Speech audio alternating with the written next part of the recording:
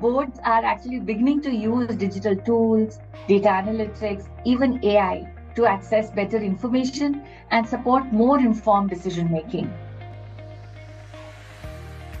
To always stay anchored to the principle of doing the right thing.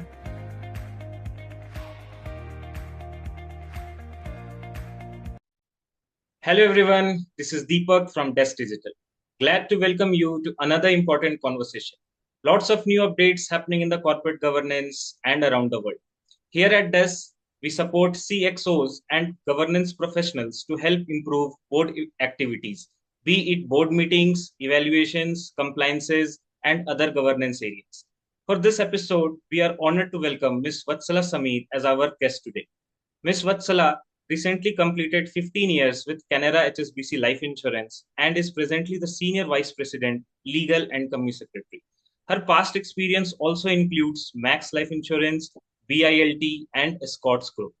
In addition to being a qualified company secretary, Ms. Vatsala also holds a LLB degree from Chaudhry Charan Singh University and a BA Economics degree from Delhi University. With over 2 decades of vast experience, Ms. Vatsala brings immense expertise in the area of board management, secretarial compliances, litigation, corporate governance, and regulatory matters. Also, our MD, Mr. Ganeriwal, and our team are very grateful to Ms. Vatsala for her early encouragement of our technology. We are delighted to have her join us today to share her valuable insights. Welcome, Ms. Vatsala. How are you doing today? Many congratulations on your 15-year anniversary. Thank you so much, Deepak. That's really sweet of you to wish me. Yes, it has been a great milestone. I think I this company for 15 years now. So, and all through doing corporate governance, and recently, about some 5, 6 years back, I was given legal also. So, thank you so much for that introduction, and thank you for having me here to talk about one of my most favorite subjects, which is corporate governance. So, thank you for the opportunity. Welcome, ma'am. Pleasure is all mine.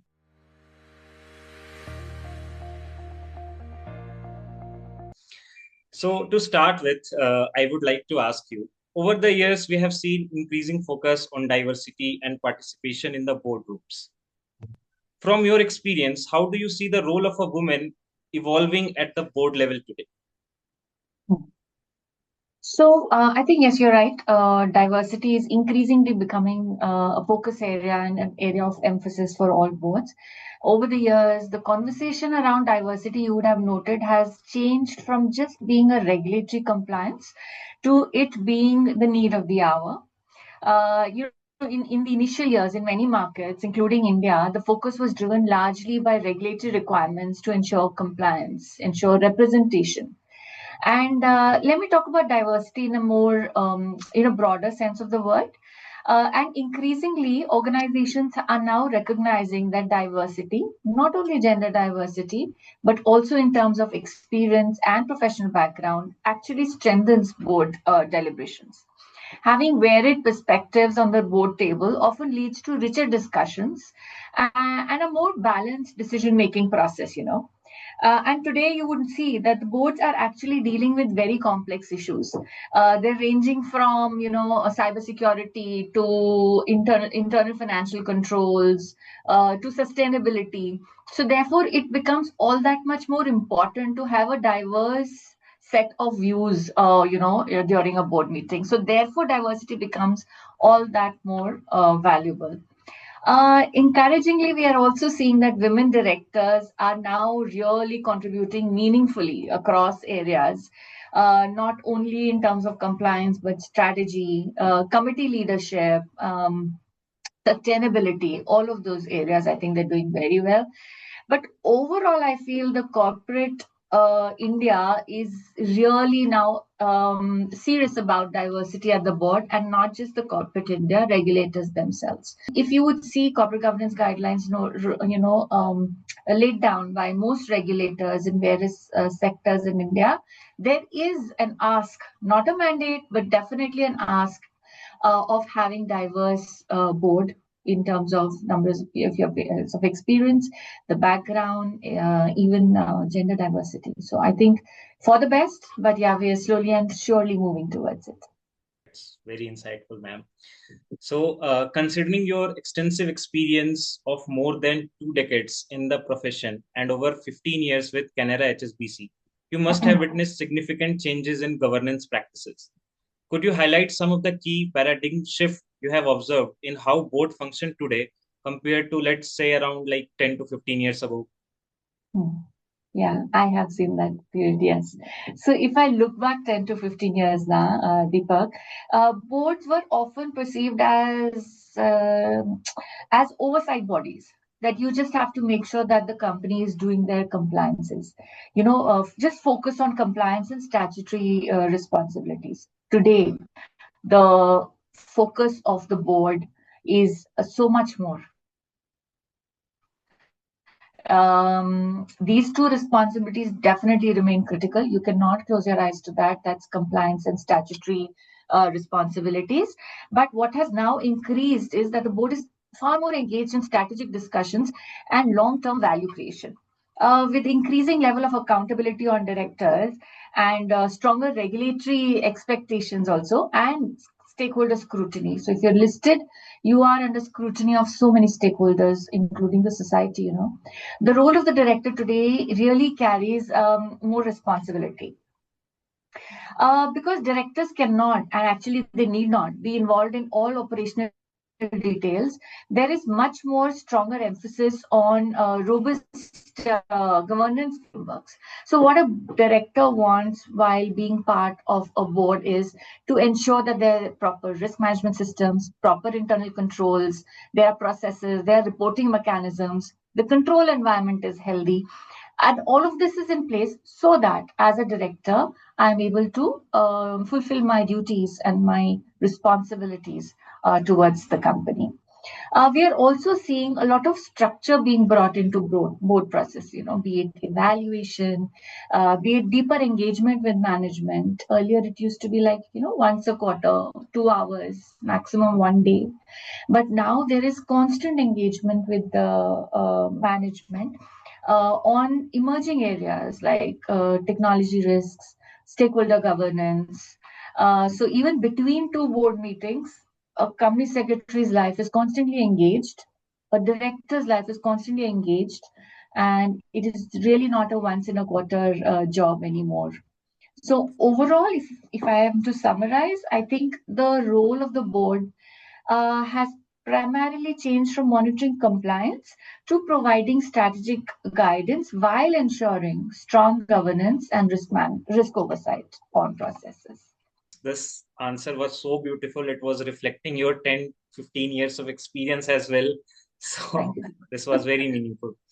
So, ma'am, like talking about board functions and considering that the board of directors is the ultimate body responsible for the management of a company, are there any checks or evaluation mechanism in place to assess the working and performance of directors within the company?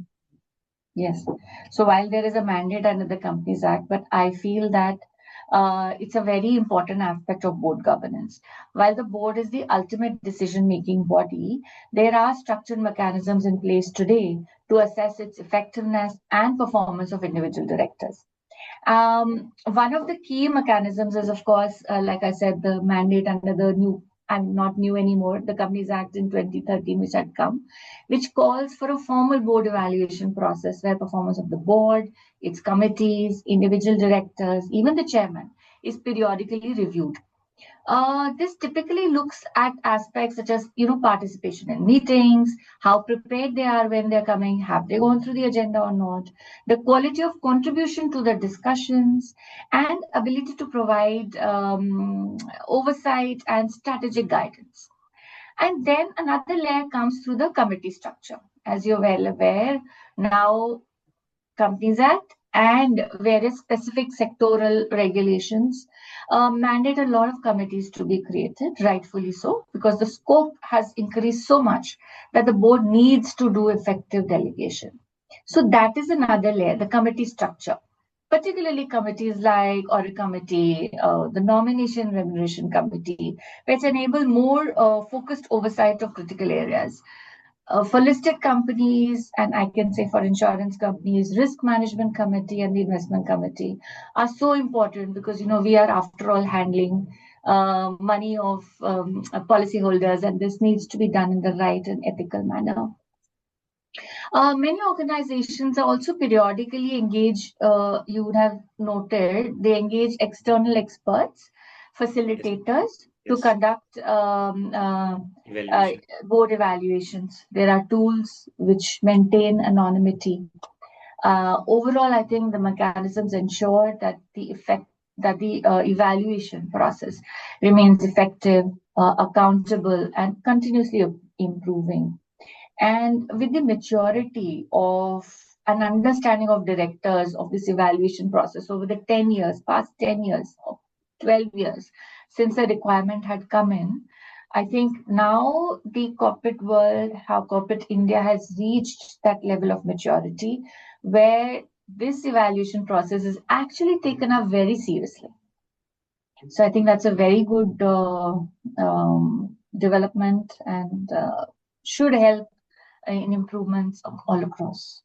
Constant improvement is required for everyone and everywhere. Absolutely.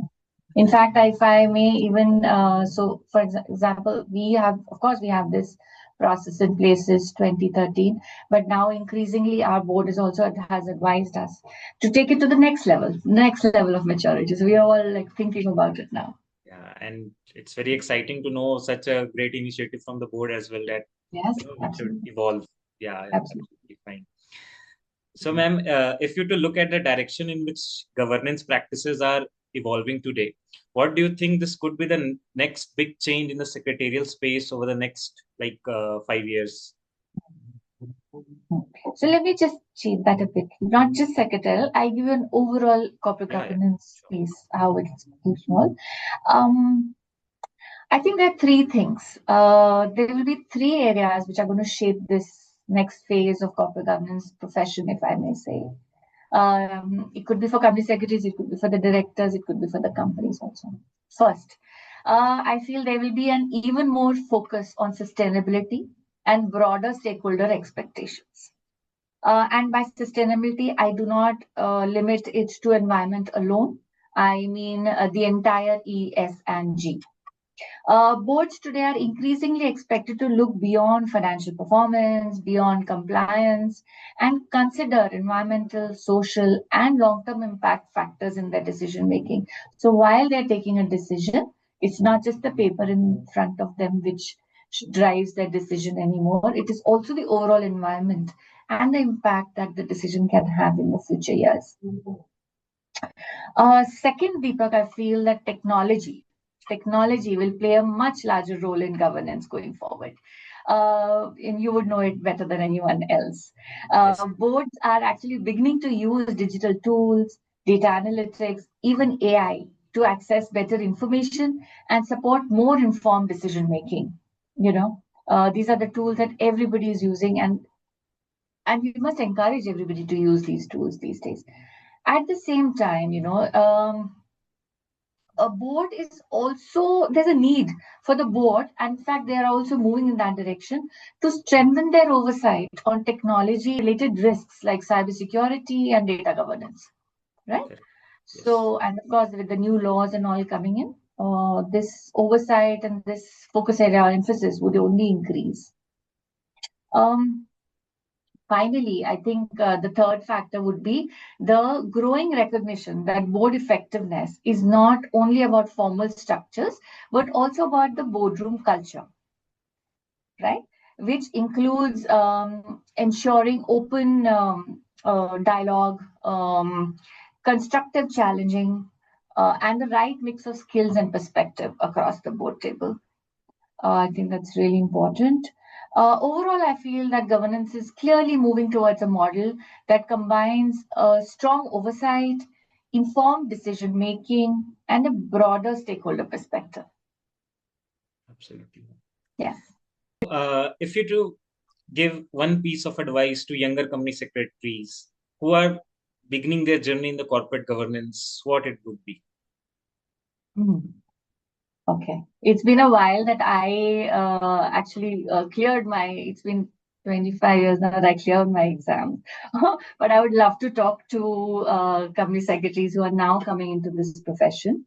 If there's one One, actually, I'll give two, but You the can give most more, ma'am. important, Yeah, most absolutely. important advice that I'd like to give them, company secretaries who are entering the profession today, is to always stay anchored to the principle of doing the right thing.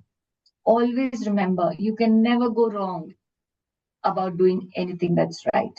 In a governance role, there can be situations where the right path is not the easiest one. But it's very important to remember, and I'm repeating myself, but you're never wrong about doing what is right. That's a mantra that everybody should remember. The second aspect I would emphasize is on please do not restrict yourself to just ticking the compliances. Always remember you are the advisor too. You are someone to whom the board will turn to for any advice on governance, and you might not find those answers in the paper every time. So you have to develop your skills on governance, really understand what governance is all about, and give the right piece of advice to the board. Sorry, one more thing I'd like to say. Sure, sure. Uh, Something that worked last year, Deepak, I think that age of cut, copy, paste has really gone. Something that had worked last year need not necessarily work this year. So if you're doing the same work or same assignment, same job next year, make sure you have upskilled yourself. Every time you take up a task to do, open the books again because things change. The environment, the regulatory environment, and the legal environment is changing at such a fast pace that if you don't keep up with it, you're going to lose, perspective. So always remember that what worked last year need not work last this year as well. So Yes. you have please keep upskilling yourself. uh, you could have done a company secretarial job, sorry, the course years back, but every day is a new day in the life of a company secretary because the regulations are changing. Regulations are changing. Why? Because the environment is changing. So you need to align. So upskilling, I think, is very important. And yeah, those are things I wanted to advise young company secretaries coming into the profession. Yeah, that was really a very, very good piece of advice. Like we are living in an ever-changing legal Yeah, environmental world. The world is changing every day new norms, new regulations, new updates come. So we have to keep ourselves abreast so that we can advise not only to our board but to the other corporate professionals so that absolutely. keep the corporate sector of India very intact and very advanced. That's our responsibility. Yes, Yeah, absolutely. absolutely, ma'am. So thank you so much for sharing your valuable insights with us Thanks today. so much, Deepa. It was truly a pleasure having this conversation with you. Your inputs around the board management, evaluation, and secretarial practices will truly guide the corporate governance community. Our goal at DES is to make the best use of the technology to make the corporate governance easier for the board and professionals. Thank you for being the part of this discussion Thank you, and Deepa. contributing meaningfully. Thank you so much for this opportunity. Thanks. And Bye-bye. also, thank you to everyone who joined us today. Feel free to connect with us as we continue our mission to make corporate governance technology easier.